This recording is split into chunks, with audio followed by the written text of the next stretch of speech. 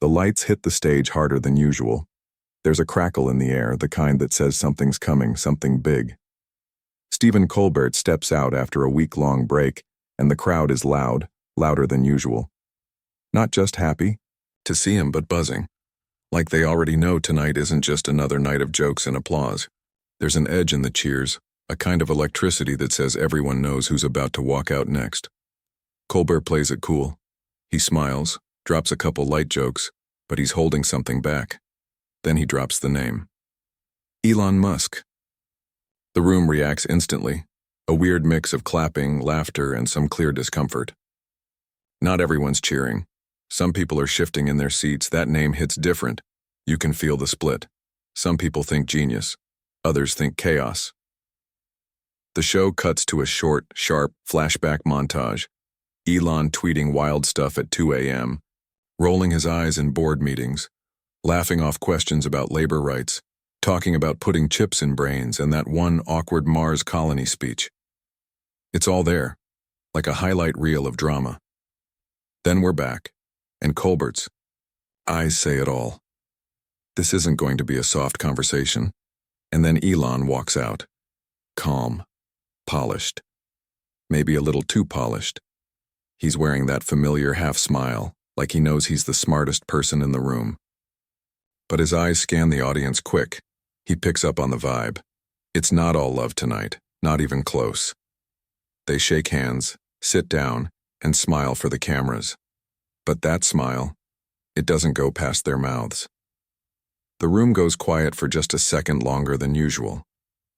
The kind of silence that feels like the breath before a storm. And that's when it hits you. This isn't just an interview, it's a collision. It starts off light, almost too light. Colbert leans in with that familiar smirk and tosses out the first jab, casual but sharp. So, how's Twitter going? Still on fire? The crowd laughs, not full laughter, more like that unsure kind, where people are checking to see if it's okay to laugh. Elon doesn't blink. He leans back and, in the most Elon way possible, replies, "Fire is a form of transformation, Stephen." It's vague, weirdly poetic. It throws people off. Some laugh.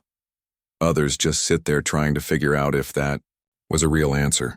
Colbert picks up on it, tries to keep it playful. Right. Transforming into a dumpster. More laughs this time, stronger. Elon doesn't move, doesn't smile, just stares. It's not a bit anymore. There's something in the air now, something colder. Then Colbert brings up Mars. Jokes about how maybe billionaires just want to leave the rest of us behind. How it feels less like saving humanity and more like running from it. It's funny, but it's not. The way he says it, there's weight behind it. It's a laugh with teeth. Elon doesn't laugh, doesn't even fake it. He looks straight at Colbert and says, "At least I'm doing something. You just tell jokes." The crowd freezes. You can actually hear it. That split second of everyone going, "Oh, damn." Some people gasp. Others sit dead still. That wasn't a joke.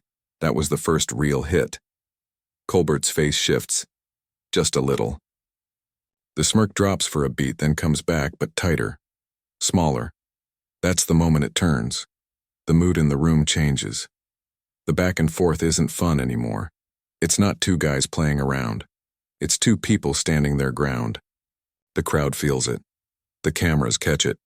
And even if you didn't know anything about either of them, you'd feel it too. Something just cracked, and nobody's laughing quite the same after that. Now the masks are off. The air in the room is heavy, like something real is about to be said, or already has been. Colbert, no longer trying to smooth things over with a joke, leans forward, voice steady but sharp. "You talk about saving humanity," he says. "But whose humanity are you saving?" That lands. It lands hard. Elon doesn't flinch, but his tone drops. No more smirks, no strange metaphors, just one cold answer. The productive part. You could hear a pin drop. Colbert blinks, then more direct. "So? Not the poor?" The line isn't a joke, but it hits like one, the kind that burns.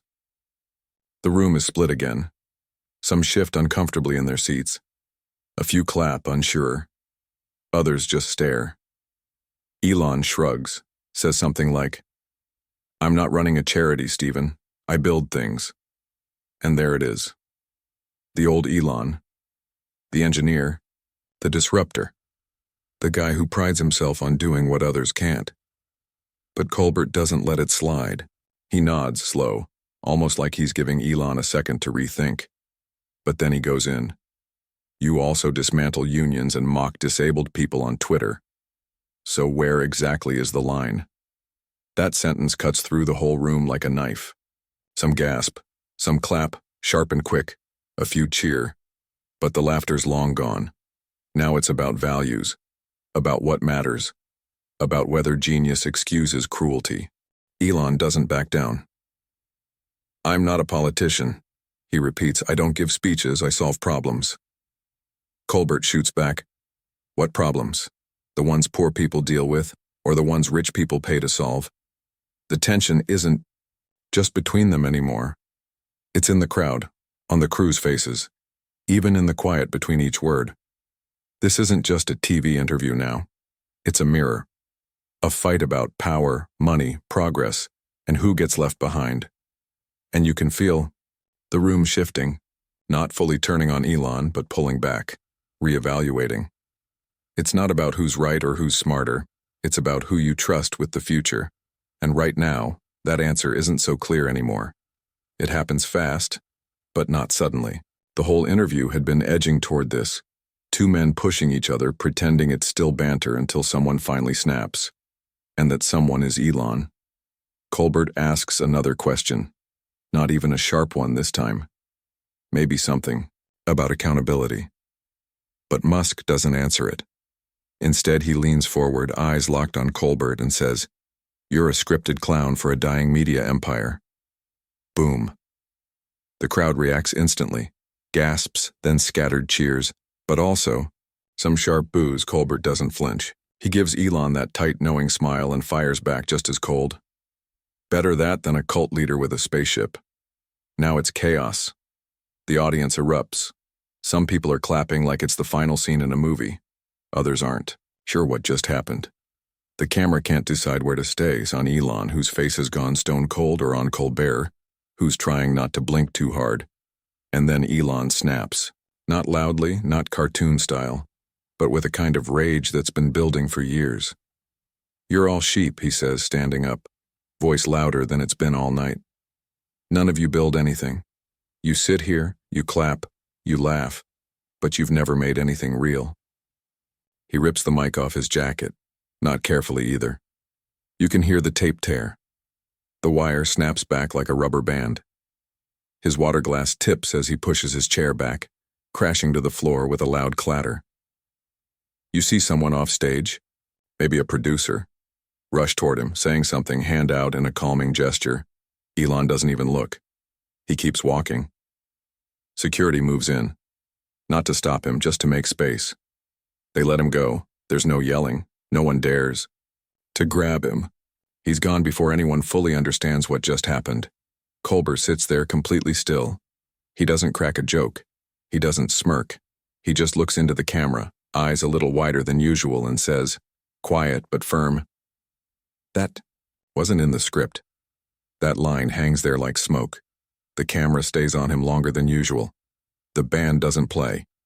The laughter sign doesn't flash. The audience doesn't know what to do. Some are still staring at the stage like Elon might come back. Others are whispering, pulling out phones. But Colbert stays still, just breathing. And in that silence, you feel it. The moment something bigger than entertainment just happened. Something real, raw, unfiltered, and no one can look away. Colbert stays seated for a moment longer, like he's making sure the dust has actually settled. Then he finally leans back, lets out this half sigh, half laugh, and goes, "You ever have a dinner guest flip the table? I mean, not metaphorically, literally." The crowd cracks up, a release they'd been holding in since Elon stormed off. The tension starts to ease, and you see it in the audience shots, wide eyes turning into smirks, some people still whispering to each other, probably replaying what just happened. It's that mix of, did that really happen? And I can't believe I just saw that live. Colbert straightens up, loosens his shoulders a bit, and shifts the mood just enough. He's not angry. He's not shaken. He's just grounded. "Look," he says, voice a little softer now. "This show's about jokes, sure. But it's also about truth. About asking questions even when the people you're asking don't like them." He pauses, lets it breathe. Especially when they don't like them. He doesn't dwell in it too long. There's still a show to finish, and he knows how to guide the audience back from the edge. So he throws in a quick jab. "I give it 10 minutes before he's tweeting about me like I run a secret media cabal from the basement of a vegan donut shop." The audience loses it, full laughter this time. You can feel the relief roll through the room. And just like that, the mood resets. Not completely. There's still a charge in the air, but it's softer now, more reflective. The storm passed, and Colbert's still standing, reminding everyone what the space is for. Not just entertainment, but accountability. The segment wraps with the right balance: humor, honesty, a nod to how weird things just got, and maybe even a little pride, not in the fight, but in not backing down. The camera pulls back slowly, catching the crowd still buzzing, still clapping, maybe still processing. And you know it, this wasn't just another late-night bit. This was a moment. Colbert looks out over the room, the laughter fading, the mood quieter now. Not sad, just heavy with meaning. He sits forward a little, elbows on the desk, hands folded, and says it clear. "If building the future means leaving humanity behind, count me out." The crowd doesn't just clap, they erupt. It's not polite applause, it's the kind that carries weight, like they needed to hear someone say it out loud. He nods, letting the sound wash over. But he's not done. "That might be the loudest you've clapped all season," he says with a small smile. "Good. That means we still care. That means we still see each other." Then his voice drops just enough. Not dramatic, just real. Truth isn't built in a lab. It's lived in every choice we make, especially when it's hard, especially when it costs something. He pauses, not for effect, just to let it land. The audience rises, a full standing ovation. No camera push, no dramatic lighting tricks, just the power of the moment. As the music swells and the screen begins to fade, a final slide appears. Elon did respond. 47 tweets. Later, we'll unpack those next time. But for now, it ends on the truth. Not noise, not spectacle. Just one person drawing a line in the sand, and a whole crowd standing behind him.